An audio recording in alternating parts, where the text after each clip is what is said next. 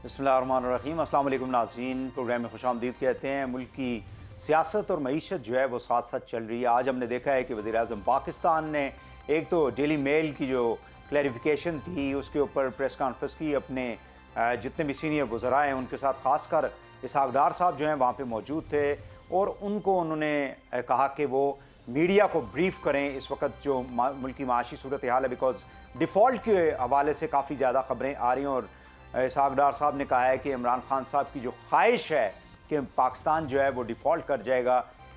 दूसरी जानब हमने देखा है कि इमरान खान साहब ने उसका जवाब देते हुए फिर अपनी जो माशी टीम थी जिसमें शौकत तरीन साहब, उसके साथ बाकी जो लोग थे, उनको उन्होंने मदऊ किया और उन्होंने कहा है कि चूँकि मुल्क के अंदर इस वक्त अदम इस्तेहकाम है, सियासी इस्तेहकाम जब तक नहीं होगा, माशी इस्तेहकाम नहीं हो सकता, लिहाजा बेहतर ये होगा कि जल्द अज जल्द जो है मुल्क के अंदर जनरल इंतखाबात जो हैं या इलेक्शन जो है वो करवाए जाएँ। आज KP के जो वज़ीर आला हैं वो फाइनेंस मिनिस्टर जो हैं पंजाब के, इसी तरह KP के, AJK और GB के फाइनेंस मिनिस्टर को बिठा के उन्होंने प्रेस कॉन्फ्रेंस की और उन्होंने कहा है कि जो सूबों का हक है फाइनेंशियल एतबार से वो मरकज़ हमें नहीं दे रहा और यही वजह है कि हमें 55 अरब रुपए मिलने थे, अभी तक सिर्फ 5 अरब रुपए जो है वो मरकज़ ने रिलीज़ किए हैं। साथ ही साथ नवाज शरीफ साहब के हवाले से आपको मालूम है कि नवाज शरीफ साहब जो है उनकी वापसी अब एक्सपेक्टेड है जनवरी के अंदर और आज एक मशावरती इजलास हुआ जिसमें ये फाइनली तय पा गया है कि नवाज शरीफ साहब जो हैं वो जल्द वतन वापस आ रहे हैं और उसका जो कॉन्टेक्स्ट है या कनेक्शन है जो नेचुरली वो जनरल इलेक्शन ही होंगे, क्योंकि जनरल इलेक्शन से पहले PMLN को नवाज शरीफ साहब वापस आएंगे तो उनकी जो कैंपेन है उसको लीड करेंगे।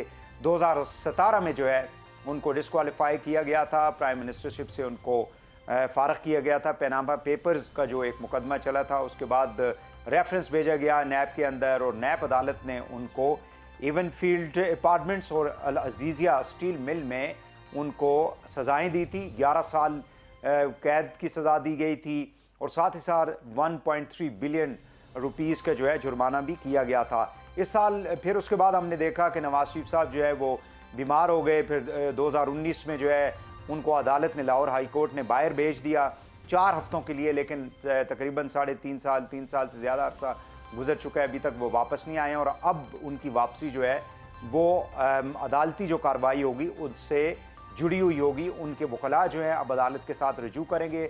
जिस तरह मरियम साहिबा का जो है वो हमने देखा था कि इस्लामाबाद हाई कोर्ट का जो बेंच है उन्होंने उनके ख़िलाफ़ जो है शवाहिद पूरे नहीं थे नायब के, लिहाजा उनके केसेस जो हैं उनसे उनको बरी कर दिया गया था और यही वो केसेस है जिसमें नवाज शरीफ साहब को भी सज़ाएँ हुई हैं।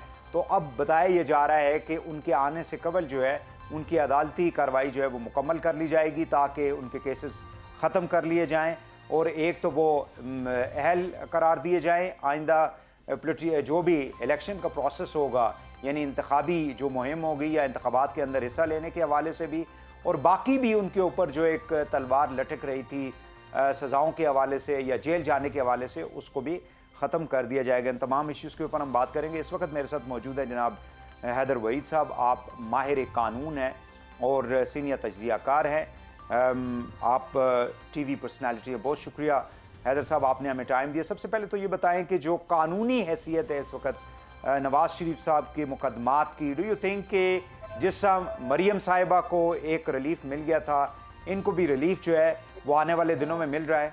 जी बिल्कुल, मेरे ख्याल से मरियम नवाज का जो केस था जिस बुनियाद पे उनके हक में हुआ है तो उसका मियाँ साहब को भी फ़ायदा होगा। मियाँ साहब के हवाले से ज़ाहिर है वो बुनियादी केस था कि वो जस्टिफाई अपने एसेट्स को नहीं कर पाए हैं और लिहाजा जो है उनको सज़ा हुई थी और फिर मरियम नवाज पे इल्ज़ाम था कि उन्होंने ये जो एसेट्स थे जो उनकी उस इनकम से बनाए गए थे जो वो जस्टिफाई नहीं कर पा रहे, उन एसेट्स को एक ट्रस्ट डीड के ज़रिए से छुपाया था।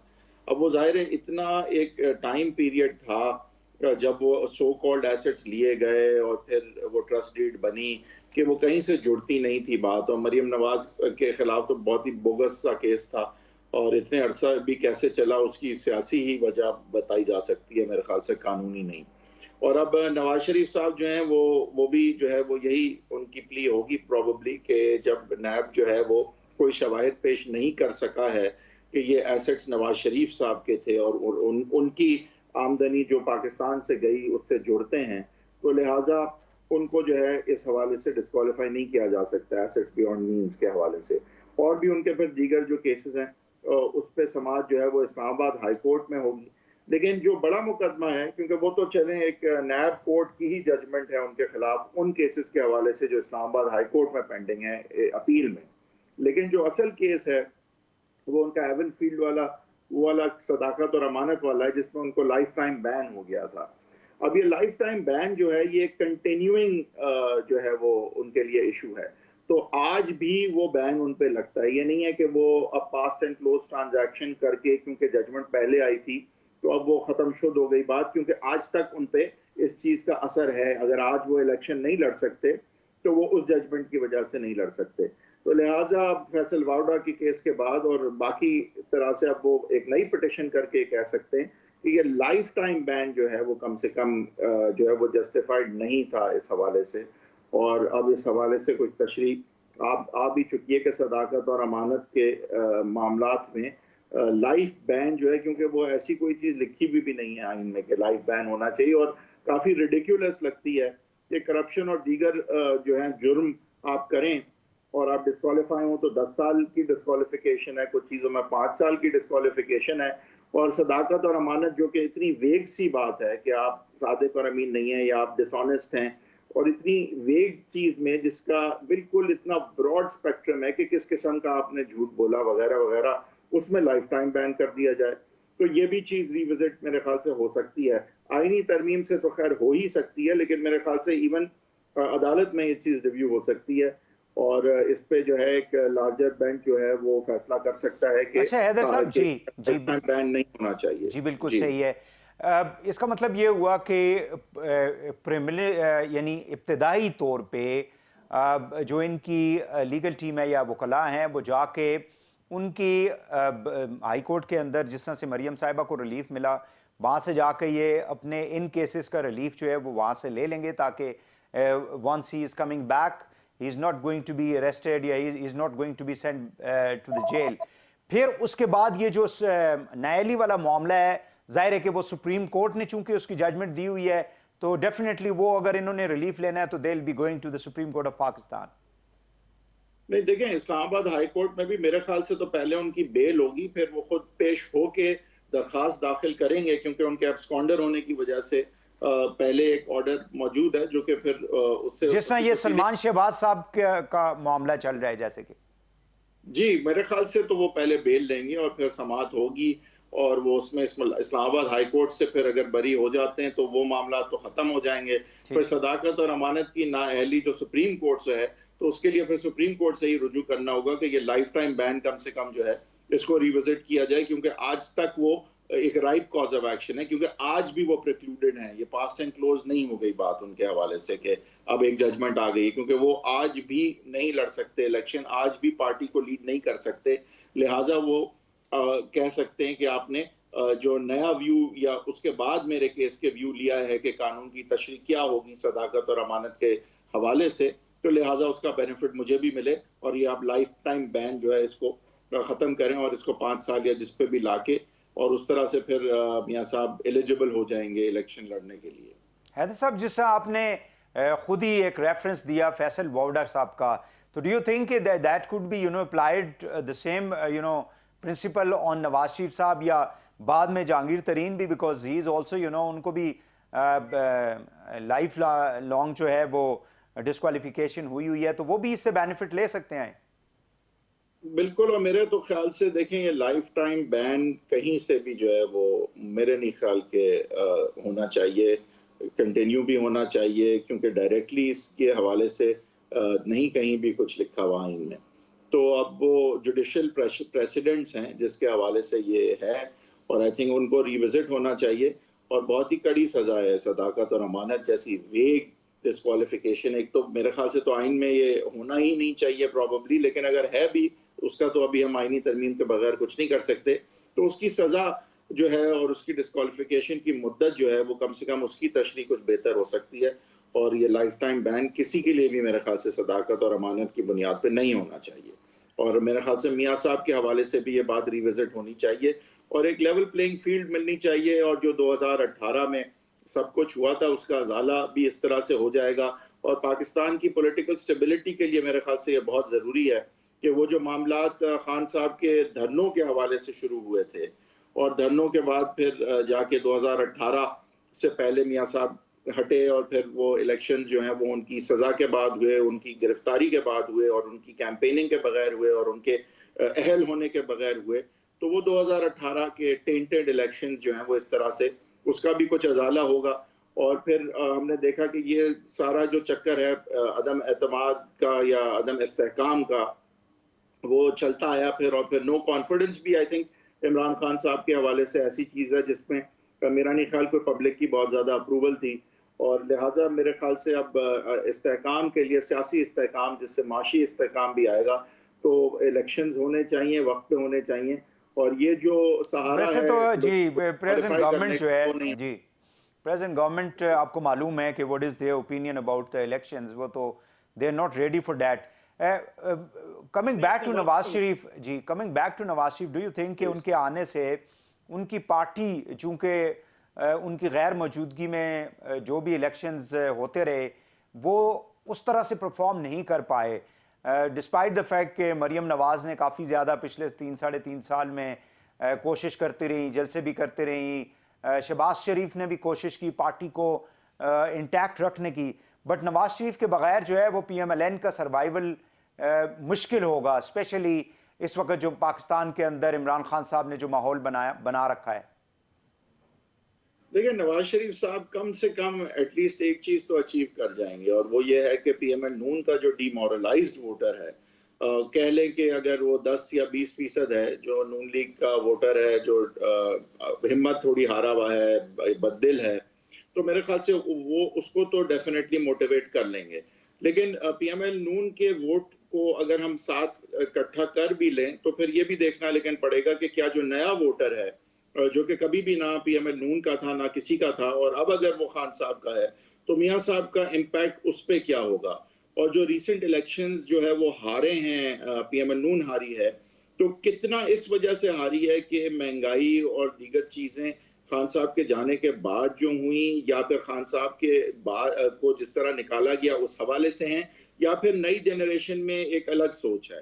کتنی مقدار ہے ان تینوں چیزوں کی، اور کتنی وجہ ہے ان تینوں چیزوں کا، کتنا حصہ ہے اس چیز میں کہ بائی الیکشن جو ہے وہ پی ایم ایل نون ہاری ہے. یہ میرے خیال سے انٹرسٹنگ ہوگا، کیونکہ میاں صاحب میرے خیال سے ان 3 چیزوں میں سے 2 چیزوں کو تو اچھی طرح ٹیکل کر لیں گے. میرے خیال سے تیسری چیز جو ہے وہ زیادہ مشکل ہوگی، یعنی کہ اگر تو نئی جنریشن میں کوئی الگ ٹرینڈ ہے، کیونکہ یہ وہ لوگ نہیں ہیں جو نون لیگ میں تھے اور پھر پی ٹی آئی میں چلے گئے، تو ان کے حوالے سے میرے خیال سے جو ہے وہ ٹاسک ڈیفرنٹ ہے. یہ لوگ ووٹ زیادہ کرتے نہیں ہیں آج تک کم سے کم، لیکن کیا اس دفعہ کریں گے، کیا آئندہ کے حوالے سے ایک بہت بڑا ایشو ہوگا. اس پہ زیادہ بات ہوتی نہیں ہے، لیکن میرے خیال سے مہنگائی اور دیگر چیزیں جو ہیں اس میں تو دیکھیں پی ایم ایل نون ایونچولی کم بیک کر لے گی. ایک بہت منظم پارٹی ہے، پرانی پارٹی ہے، لوجسٹکلی اسٹرانگ ہے، اس کے روٹس اور ٹینٹیکلز جو ہیں وہ پنجاب میں کم سے کم ہر جگہ ہیں. لیکن کیا نئی جنریشن جو ہے وہ اب کچھ مختلف ہے. میرے خیال سے فنڈامنٹلی ان تینوں چیزوں کی جو میں نے بات کی اس میں یہ زیادہ امپورٹنٹ ہے کہ کیا اس کا کوئی دخل ہے خان صاحب کی ریسنٹ پاپولیرٹی کے حوالے سے، ورنہ میرے خیال سے پی ایم ایل نون کے حوالے سے تو میاں صاحب سنبھال لیں گے معاملات. بہت شکریہ حیدر وحید صاحب، ماہر قانون، اور آپ سینئر تجزیہ کار ہیں. ناظرین ہمارے ساتھ گفتگو کر رہے تھے، یہاں پہ ایک شارٹ بریک لیں گے، واپس آ کے پروگرام کو آگے بڑھاتے ہیں. ہمارے ساتھ رہیے گا.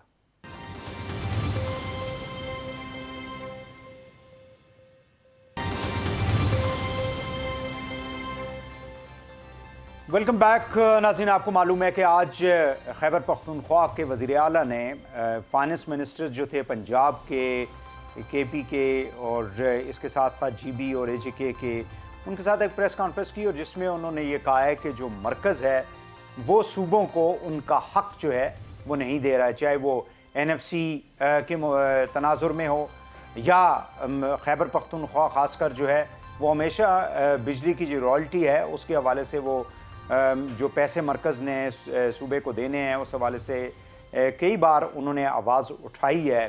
اور آج تو انہوں نے کہا ہے کہ ہماری جو رقوم ہے صوبوں کو پچھلے کئی ماہ سے مرکزی حکومت نے روک رکھی ہیں، جس کی وجہ سے کافی زیادہ صوبوں کے اندر فائنینشیل مشکلات کا سامنا ہے۔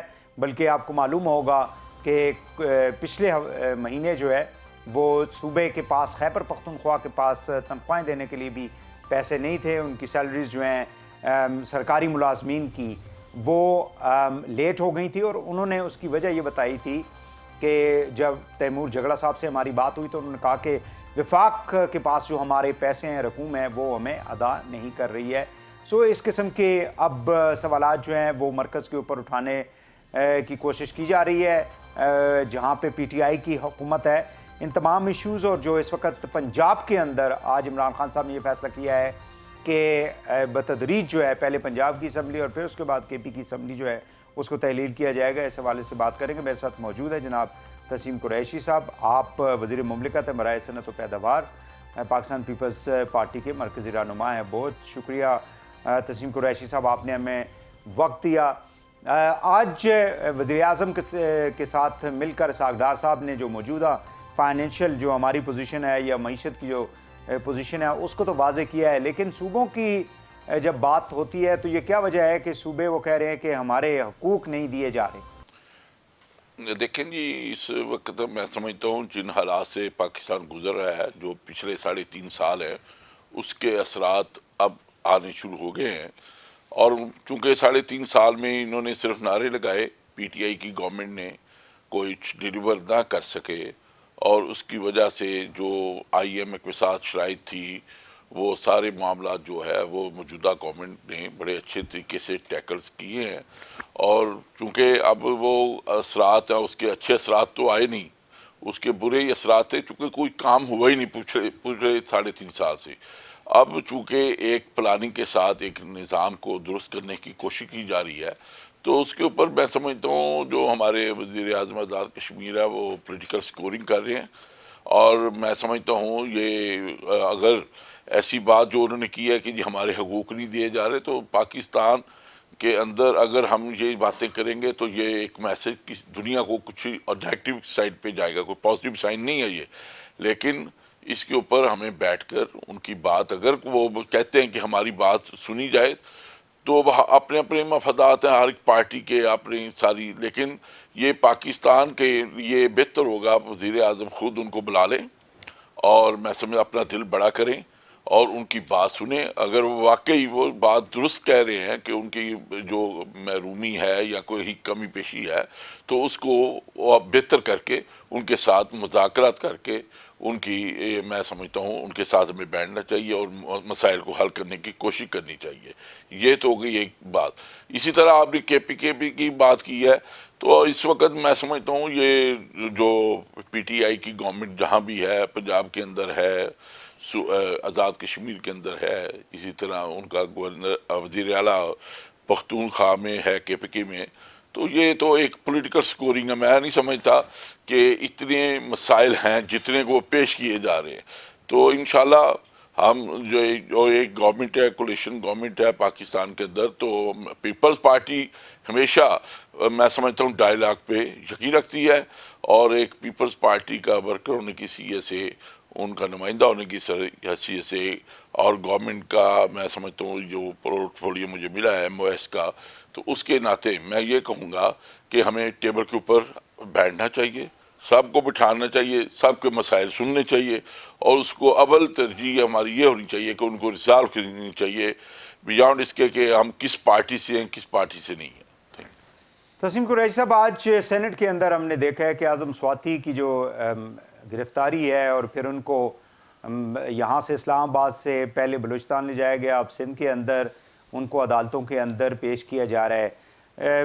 آج سینٹ میں کافی زیادہ شور شرابہ بھی ہوا، وہاں پہ جو اپوزیشن کے سینیٹرز ہیں انہوں نے گھیراؤ کر لیا، نہ صرف گورنمنٹ کے بینچز کا بلکہ انہوں نے چیئرمین سینٹ جو ہے ان کا بھی گھیراؤ کر لیا، ان کے ڈائس کا بھی گھیراؤ کر لیا۔ تو مجھے یہ بتائیں کہ کیا اس قسم کی جو روایت ہے جو پی ٹی آئی کام کرتی رہی ہے، جس نے پی ایم ایل این کی قیادت، آپ لوگوں کی قیادت کے خلاف جو ہے آپ لوگ کہتے ہیں کہ نیب کو استعمال کیا گیا، تو آج جس قسم کی یہ صورتحال ہے، ڈو یو تھنک کہ یہ بہتر ہے آپ لوگوں کے لیے کہ ایک سٹنگ سینیٹر جو ہے اس کو اس طرح سے ان کے خلاف جو مقدمات بن رہے ہیں یا ان کو لے جایا جا رہا ہے عدالتوں کے اندر، یہ اپوزیشن جو ہے وہ ڈیمانڈ کر رہی ہے کہ ان کو آپ چھوڑیں اور ان کے خلاف جو ہے اگر کوئی کارروائی بھی کرنی ہے تو کسی ایک عدالت میں کریں؟ دیکھیں جی، اس حوالے سے جو ماضی میں 3.5 سال میں عمران خان اور اس کے حواریوں نے جو کچھ کیا ہے تمام پولیٹیشین کے ساتھ، دوسری جماعتوں کے ساتھ، وہ کوئی اچھا اقدام نہیں تھا. اس کو میں سمجھتا ہوں تمام پاکستان کے عوام نے اس کو ریجیکٹ کیا، اور رویہ جو تھا وہ سیاسی رویہ نہیں تھا، وہ انتقامی رویہ تھا. اب چونکہ جو ہمارے اس ملک کے اندر میں سمجھتا ہوں کہ جو ایشو ہے سواتی صاحب کا، تو جو ہمارے یہ سواتی صاحب ہیں ان کو بھی تھوڑا سا اپنی گریبان میں دیکھنا ضرور چاہیے کہ میں جو گفتگو کر رہا ہوں وہ کیا گفتگو ہے، صحیح. اور اس کا ریئیکشن تو پھر آنا ہی آنا ہے. جن کے حوالہ سے اس نے بات کی ہے اور ان کے اوپر FIRs ہوئی ہیں، بلوچستان کے اندر ہوئی ہیں، اسلام آباد میں ہوئی ہیں، کراچی کے اندر ہوئی ہیں، تو یہ ایک روایت بن گئی ہے. لیکن اس کو ہم کنڈیم کرتے ہیں. اگر کوئی ناجائز بات ہے، کوئی ایسی بات جس میں وزن نہ ہو، تو وہ بہتر نہیں ہے. تو اس کے اوپر میں سمجھتا ہوں چیئرمین سینٹ کو ایک کمیٹی بنانی چاہیے. وہ بااختیار ہے اس ایشو کو ریزالو کرنے کے لیے. انہیں اس کمیٹی کے اندر سواتی صاحب کو لایا جائے، ان کی بات سنی جائے. اگر ان کے ساتھ میں سمجھتا ہوں زیادتی ہوئی ہے تو اس کا میں تدارک ہونا چاہیے. اگر انہوں نے اداروں کے ساتھ یا کسی بھی زبان کے ساتھ جو غلط زبان استعمال کی ہے تو ان کو بھی میں سمجھتا ہوں وارننگ دینی چاہیے. قریش صاحب، مجھے یہ بتائیں کہ پنجاب کے اندر اس وقت جو صورتحال ہے، عمران خان صاحب نے آج جو میٹنگ کی، اجلاس کیا، اپنے جو رفقا ہیں یا ممبرز ہیں ان کے صوبائی اسمبلی کے یا قومی اسمبلی کے، انہوں نے کہا جی کہ مرحلہ وال جو ہے ہم اسمبلیوں کو تحلیل کریں گے، پہلے پنجاب پھر اس کے بعد KP کا نمبر آئے گا. مجھے یہ بتائیں کہ پیپلز پارٹی جو ہے وہ اس وقت کہاں پہ کھڑی ہے پنجاب کی صورتحال کے اوپر، اور صدر آصف علی زرداری جو ہیں وہ ظاہر ہے کہ بہت زیادہ ایکٹیو تھے اور کہہ رہے تھے کہ ہم پنجاب کے اندر ابھی جا رہے ہیں اور وہاں سے گورنمنٹ جو ہے اس کو ختم کیا جائے گا. کاف لیگ کے ساتھ یعنی پرویز الہی کی حکومت کے ساتھ اس وقت کوئی PDM کا رابطہ ہے؟ اگر ہے تو وہ کس لیول پہ ہے؟ کیونکہ خبریں یہ آ رہی ہیں کہ عمران خان صاحب جو چاہتے ہیں وہ شاید ابھی پرویز الہی اس کے لیے تیار نہیں ہے. دیکھیں جی، پولیٹیکل مائنڈیڈ کوئی بھی آدمی ہے تو وہ اس چیز کو پسند نہیں کرے گا کہ وہ اسمبلیاں توڑے اور گھر کو چلے جائے.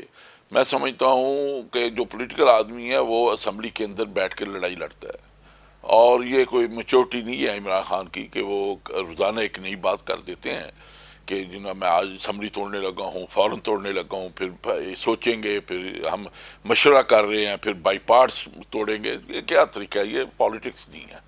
یہ میں سمجھتا ہوں ان کے پالیٹکس میں یہ چیزیں نہیں چلتی.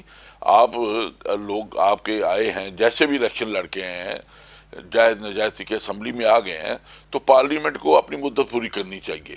ٹھیک ہے، وزیر اعلیٰ آپ بدلتے رہیں، وزیر اعظم بدلتے رہیں، لیکن پارٹی کا جو معیار ہے اور جو مدت ہے وہ آئین کے مطابق وہ 5 سال ہے، اس کو پوری کرنی چاہیے. اور اپنے مسائل کو آپ پارلیمنٹ کے اندر لے کے آئے. آپ ان باتوں کو بجائے بیٹھ کر گھر کے اندر میڈیا کو صرف کنوے کرنا، پھر وہ میڈیا پھر آ کر باتیں سنانا، یہ ایک مذاق بن گیا ہے. یہ بہتر طریقہ نہیں ہے. کوئی اچھا طریقہ بنائیں، بیٹھیں.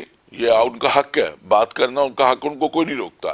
اور بیسٹ فورم جو ہے بات کرنے کا وہ ہے پارلیمنٹ. وہ صوبائی اسمبلی ہو، نیشنل اسمبلی ہو، سینٹ ہو، تو آپ کو وہاں پر اپنی جو تکالیف ہیں وہ بیان کرنی چاہیے. قریش صاحب، آپ نے پرویز الہی صاحب کے ساتھ کوئی رابطہ ہے پیپلز پارٹی کا، PDM کا؟ دیکھیں جی، اس حوالے سے تو کوئی میں بات کنفرم نہیں کر سکتا.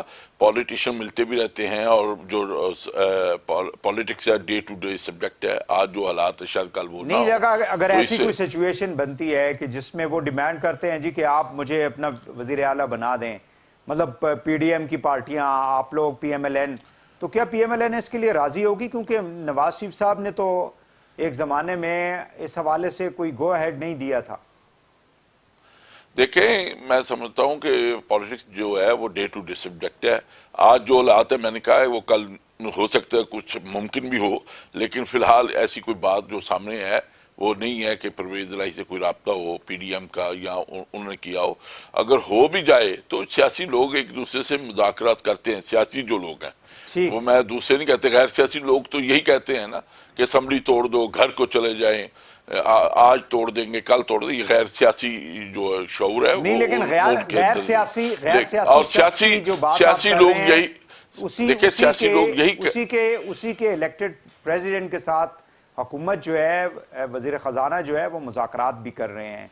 तो क्या आप समझते हैं कि जो उनकी डिमांड है, क्योंकि इमरान खान साहब की डिमांड एक ही है कि आप अर्ली इलेक्शन करवाएं, तो ये जो सदर साहब वाला जो मामला है मुज़ाकरात का, इससे कोई मुस्बत नतीजा जो है सामने हमें दिखाई देता है या मुश्किल होगा? क्योंकि अभी तक तो डेडलॉक जो है वो बरकरार है। गवर्नमेंट जो है, मेरा ख्याल है आप लोग तो तैयार नहीं है अर्ली इलेक्शन के लिए, खासकर कौमी असम्बली के हवाले से। देखिए जी, इसाक डार साहब सदर ममलकत को 2-3 मरतबा मिले हैं, तो अच्छी बात है, मिलना चाहिए। वो किस सेंस में मिले उस चीज़ का तो मुझे बखूबी इल्म नहीं है कि किस लिए मिले किस लिए नहीं मिले, लेकिन मिलना अच्छी बात है।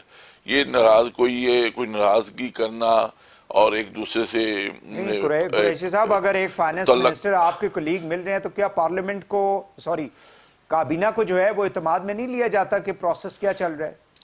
जरूरी नहीं होता ये काबीना को हर बात में इत्मीनान में लेना। अगर प्रेसिडेंट को इसाक डार साहब मिल रहे हैं तो उसमें इत्मीनान में लेने की जरूरत नहीं है।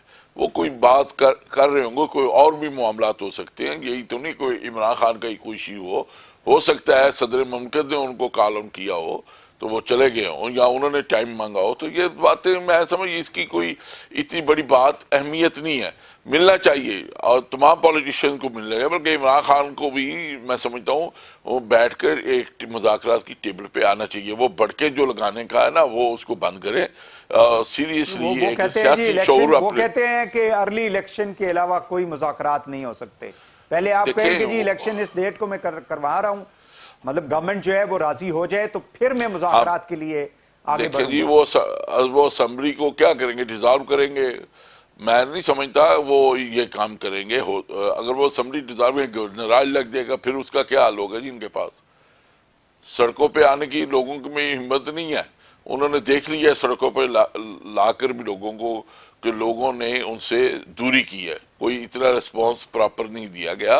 तो अब इमरान खान साहब को अवाम के ऊपर, अपने लोगों के ऊपर जो उनके साथ उनके ऊपर भी रहम करना चाहिए। असेंबलियां आगे भी जा सकती हैं, आइन के अंदर तो ऐसी प्रोविजन मौजूद है, लेकिन क्या उस किस्म की सूरत हाल होगी? जी देखें जी, अगर आप असेंबली को तोड़ते हैं और इलेक्शन सूबाई असेंबली करती हैं तो फिर लाजमी बात है ये प्रोविजन तो आपके पास है कि उसकी ड्यूरेशन किसी रीजन की वजह बनाकर आप बढ़ा भी सकते हैं, कोई जरूरी तो नहीं है।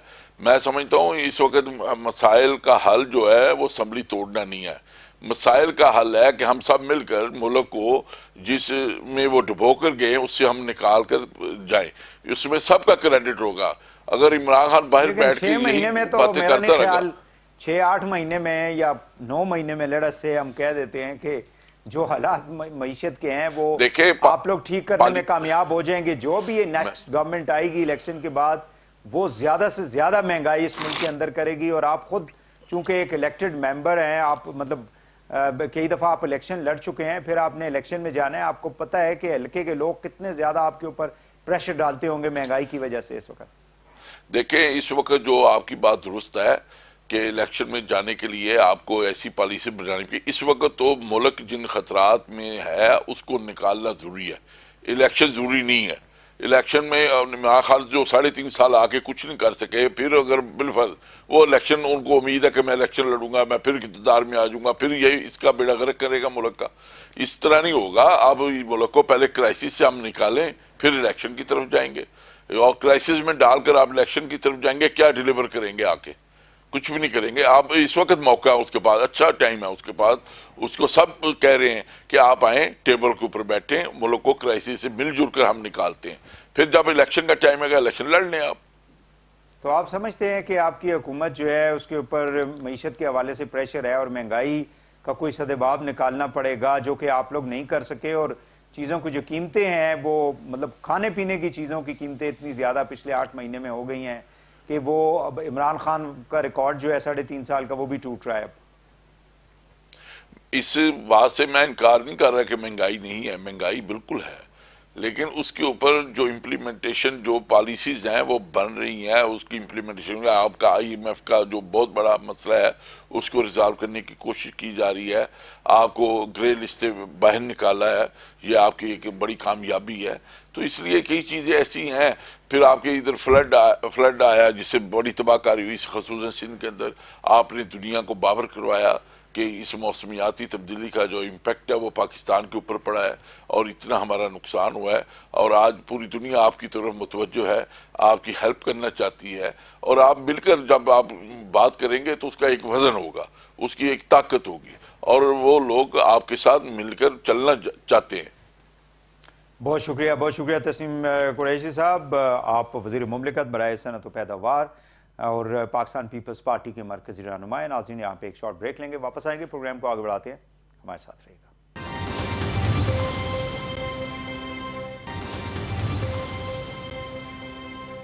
ایک کیمپین کے طور پہ یہ پیش کیا جا رہا ہے کہ جی پاکستان ڈیفالٹ کرے گا۔ پی ٹی آئی حکومت جاتے جاتے جو لینڈ مائنز بچھائیں، نہ صرف اپنے کمٹمنٹ پوری نہیں کی، جو کمٹمنٹس کی ہوئی تھی اس کو بھی ریورس کر کے چلے۔ عمران نیازی صاحب، آپ نے ملک کو اس نیچ پہ لا کے کھڑا کیا ہے، اور آپ تو ان اے وے لکی نکلے کہ آپ کسی کو اور پکڑا کے چلے گئے، ورنہ تو آپ کا وہ اشر ہوتا کہ شاید قیامت تک کسی کا نہ ہوتا پاکستان میں۔ انشاءاللہ نہ پاکستان نے کبھی ڈیفالٹ کیا ہے، نہ انشاءاللہ پاکستان کسی ایسی چکر میں ہے کہ ڈیفالٹ کرے گا۔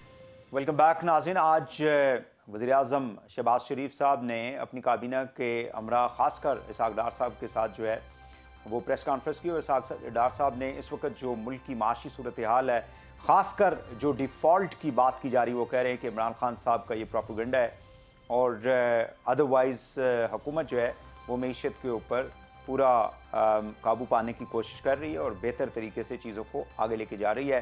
عمران خان صاحب نے اس کا جواب دیتے ہوئے کہا ہے کہ ملک کی معیشت جو ہے وہ بالکل تباہی کے دہانے پر پہنچ چکی ہے۔ وہ اپنی معاشی ٹیم کے ساتھ آ کے میڈیا کے سامنے انہوں نے اپنا بیانیہ جو ہے وہ لے کر آئے، اور ان کا وہی بات ہے کہ ملک کے اندر الیکشن ارلی کروائے جائیں تاکہ یہ عدم استحکام ختم ہو۔ میرے ساتھ موجود ہیں ڈاکٹر فروخ سلیم صاحب، آپ ماہر معاشیات ہیں اور ریگولرلی لکھتے بھی ہیں، ملکی معاشی صورتحال کے اوپر ایڈوائز بھی کرتے ہیں۔ بہت شکریہ ڈاکٹر صاحب، آپ نے ہمیں ٹائم دیا۔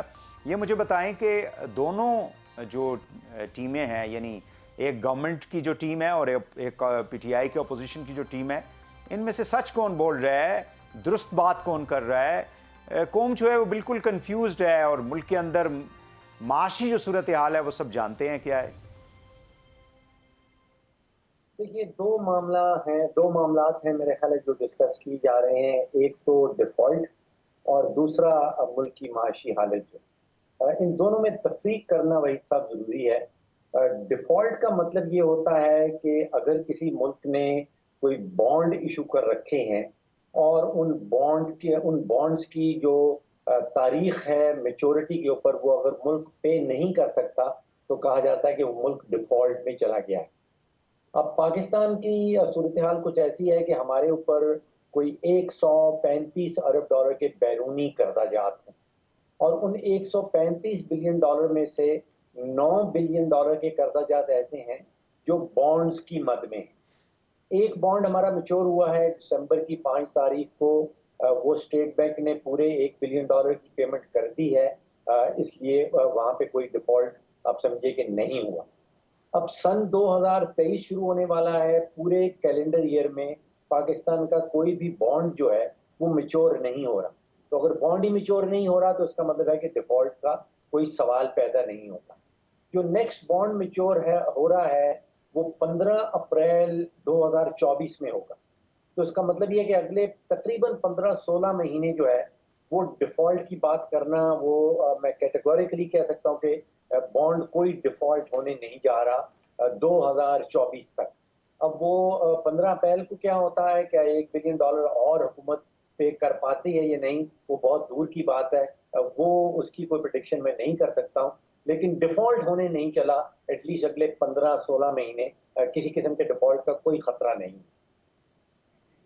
اچھا ڈاکٹر صاحب مجھے یہ بتا دیں کہ اس وقت جو صورتحال ہے، بیکاز کل کا جو آپ کا کالم تھا اس کے اندر آپ نے you have been calling upon the IMF to come back and rescue, اس کی وجہ کیا ہے؟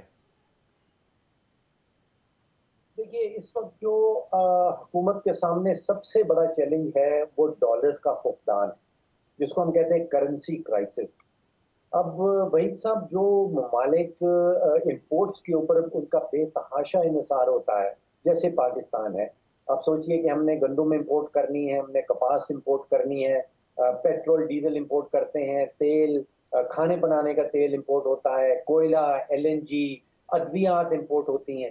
ان سب چیزوں کو امپورٹ کرنے کے لیے ہمیں ڈالرز چاہیے، اور اسٹیٹ بینک کا جو خزانہ ہے اب سمجھے کہ تقریباً ختم ہے۔ اس میں بتایا جا رہا ہے کہ 6.7 بلین ڈالر ہیں، جو آپ سمجھے کہ 3 یا 4 ہفتے سے زیادہ کی امپورٹ کا کوریج نہیں ہے۔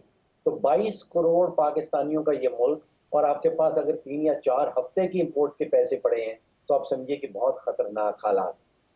اب دنیا کا جو عالمی مالیاتی نظام ہے وہ کچھ ایسا بن گیا ہے کہ ایک ادارہ ایسا ہے جس کے پاس وہ کہتے ہیں مانیٹرنگ میکنزم، یعنی کہ وہ اس کے پاس ٹیم ہوتی ہے اور وہ ملکوں کی مانیٹرنگ کرتا ہے کہ آپ کے جو معاشی اشاریے ہیں، آپ کی معاشی سمت جو ہے وہ درست سمت میں جا رہی ہے یا نہیں۔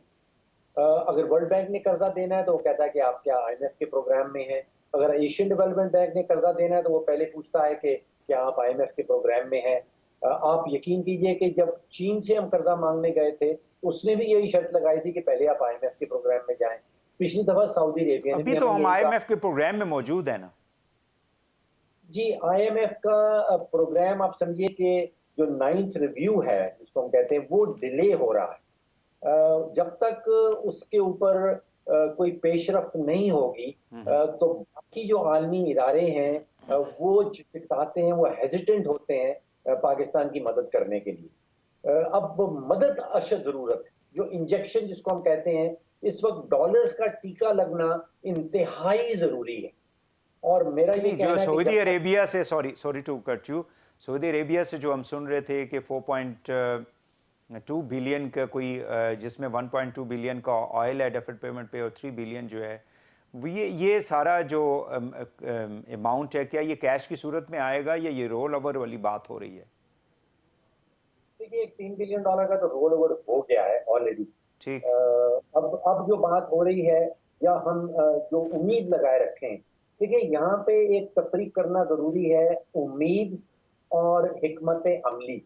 ٹھیک۔ یعنی کہ آپ امید ضرور لگا کے رکھیں لیکن آپ کے پاس حکمت عملی ہے یا نہیں۔ کیا اس حکومت کے پاس ہے حکمت عملی؟ دیکھیے اگر کوئی ہے تو ہمارے سے شیئر نہیں کی گئی۔ اچھا۔ اب آپ دیکھیے کہ ایک ادارہ ہے اوورسیز چیمبر والوں کا پاکستان کے اندر، جس میں لگ بھگ 208 بیرونی کمپنیاں جو فورن انویسٹرز ہیں اور بہت پرانے اس ملک میں ہیں، کچھ پاکستان کے بننے سے پہلے سے اس خطے میں کام کر رہے ہیں۔ ان کا کہنا یہ ہے کہ ان کو جو قانون کے تحت اجازت تھی اپنے ڈیویڈنڈز باہر بھیجنے کی، وہ 9 مہینے سے ان کے فروزن پڑے ہیں، کہ تقریباً $1 بلین ان کا جو ہے وہ ہم نے فریز کر رکھا ہے، ہم ان کو اجازت نہیں دے رہے۔ جو پاکستان میں 2 درجن کے قریب ایئر لائنز ہیں، ان کا کہنا یہ ہے کہ ان کی جو ٹکٹ سیلز ہیں، جن کو وہ ہیڈ کوارٹر واپس نارملی روٹینلی بھیجا کرتے تھے، ان کے کوئی $225 ملین یہاں پہ پڑے ہیں، ان کو اجازت نہیں مل رہی کہ وہ پاکستان سے چلے جائیں۔ جو اس وقت ڈفرنس آ رہا ہے، جو بینک ریٹ ہمیں بتاتا ہے 224 کا، جو اوپن مارکیٹ میں چل رہا ہے اس سے 15، 20، 25 روپے تک ڈفرنس آ جاتا ہے۔ تو یہ سب چیزیں اس چیز کی طرف اشارہ کر رہی ہیں کہ ڈالرز ختم ہو گئے ہیں ملک کے اندر۔ اب یہ ڈالرز جو ختم ہو گئے ہیں، اس کا حل کیا ہے، اس کا روڈ میپ کیا ہے؟ اگر ہمیں سعودی عربیہ پیسے نہیں دیتا، اگر وہ دے دیتا ہے، اس کے بعد کیا ہوگا؟ وہ روڈ میپ جو ہے وہ انتہائی ضروری ہے، اور مارکیٹس بڑی نروس ہو جاتی ہیں جب ان کو روڈ میپ نظر نہیں آتا۔ بہت شکریہ ڈاکٹر فروخ سلیم صاحب۔ روڈ میپ بہت ضروری ہے، اور گورنمنٹ جو ہے اس کو معاشی اعتبار سے، خاص کر ڈالرز کے حوالے سے روڈ میپ جو ہے وہ دینا پڑے گا۔ ناظرین، آج کے لیے اتنا ہی۔ وحید حسین کو پروگرام سے اجازت دیجیے۔ اللہ حافظ۔